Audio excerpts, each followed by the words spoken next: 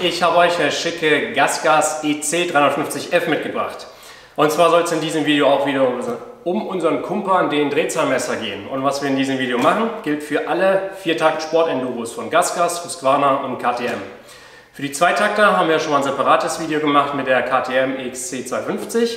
Da haben wir unseren Kumpan auch schon installiert, aber in diesem Video, wie gesagt, geht es um die Viertakt-Sport-Enduros, und diese GasGas wurde uns freundlicherweise vom MSR Racing Team zur Verfügung gestellt. Das ist euer Vertragshändler für Husqvarna und GasGas-Modelle im wilden Süden, so wie sie sich selber beschreiben.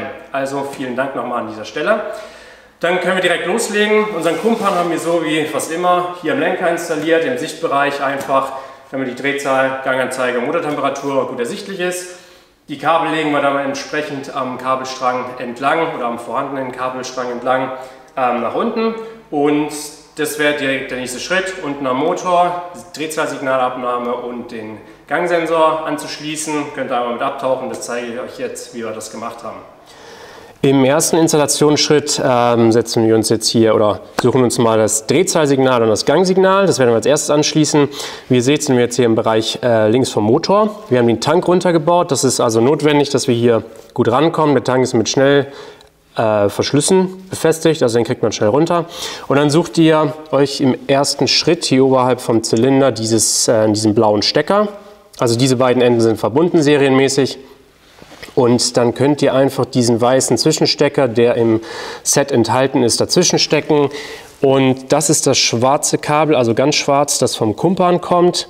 Das wird hier so mit diesem Flachstecker zusammengesteckt.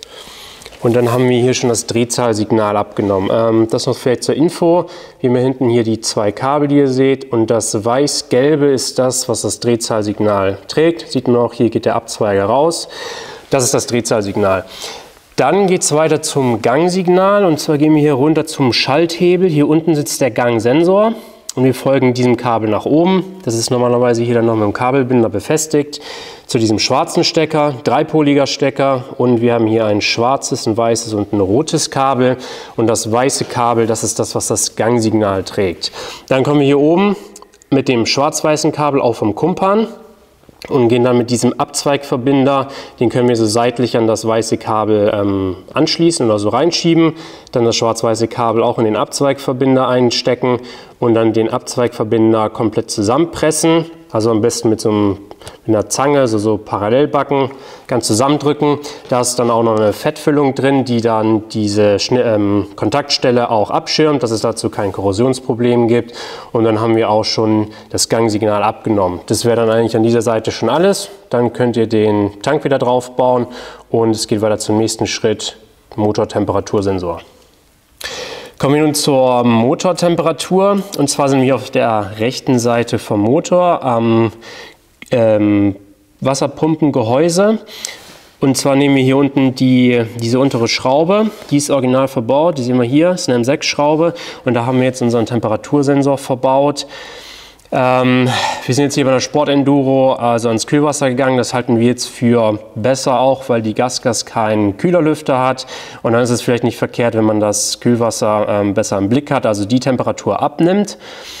Noch ein Hinweis auch zu den GasGas-Modellen. Das ist jetzt die einzige von denen, die nicht mit einem Unterbodenschutz kommt. Also die KTM und die Husqvarna-Modelle, die haben Unterbodenschutz, der dann auch gleich diesen Temperatursensor so mit abschirmt, dass es da keine Beschädigung und zu keinen Beschädigungen kommt im Gelände. Also es wäre sowieso grundsätzlich eine Empfehlung natürlich, wenn man Sport-Enduro fährt. Unterbodenschutz, das noch als Hinweis für die GasGas-Modelle, die haben das nicht serienmäßig vorhanden.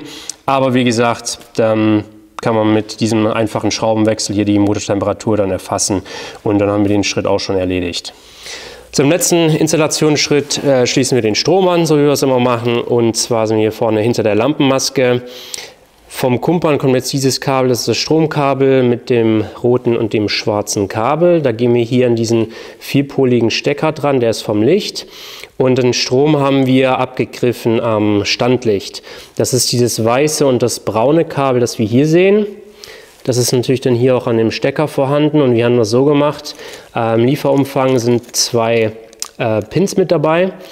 Und dann können wir einfach von dem schwarzen und dem weißen und dem braunen Kabel die Pins nach hinten rausziehen und dann diese neuen Pins zusammen mit dem Kumpan-Anschluss da zusammenkrimpen. Das ist dann eine saubere Lösung, dass wir eine richtige Steckverbindung haben und dann sollte es keine Kontaktprobleme geben. Also wir haben das rote Kabel mit dem weißen zusammengekrimpt und das schwarze mit dem braunen. Braun ist Masse.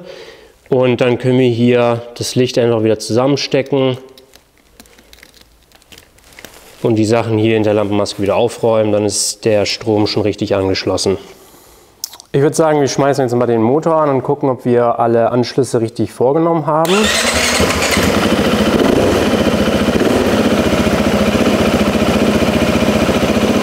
Ja, wie ihr seht, wird alles richtig ausgegeben. Beide Temperaturen werden angezeigt, die Drehzahl wird korrekt ausgegeben. Jetzt zeige ich euch noch kurz, oder nehme ich euch mal mit ins Menü rein.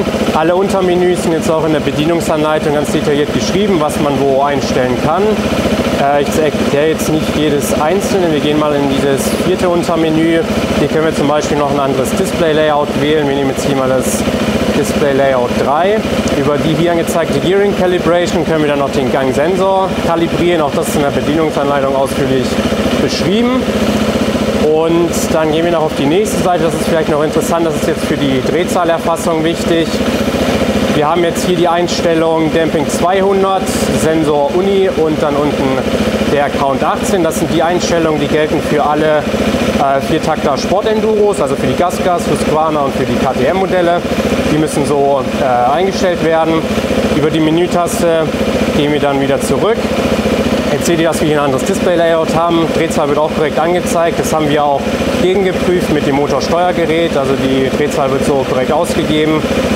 Und ja, sind alle Funktionen korrekt eingestellt und angeschlossen, würde ich sagen, sind wir eigentlich schon fahrbereit. Aber wir könnten vielleicht noch kurz einen Test machen mit den Gängen, dass ihr das noch seht. Genau, das ist jetzt der erste Gang.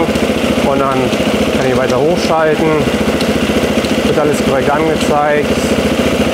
Und dann gehe ich jetzt wieder in Leerlauf. Ja, also der Kumpan ist noch nicht geschaltet, das heißt, er wird jetzt gleich ausgehen, sobald die, genau, das Licht auch ausgeht. Genau, jetzt ist alles aus. Ich würde sagen, ihr könnt loslegen mit dem Fahren. Wir wünschen euch gute Fahrt. Vielen Dank fürs Zuschauen und bis zum nächsten Mal.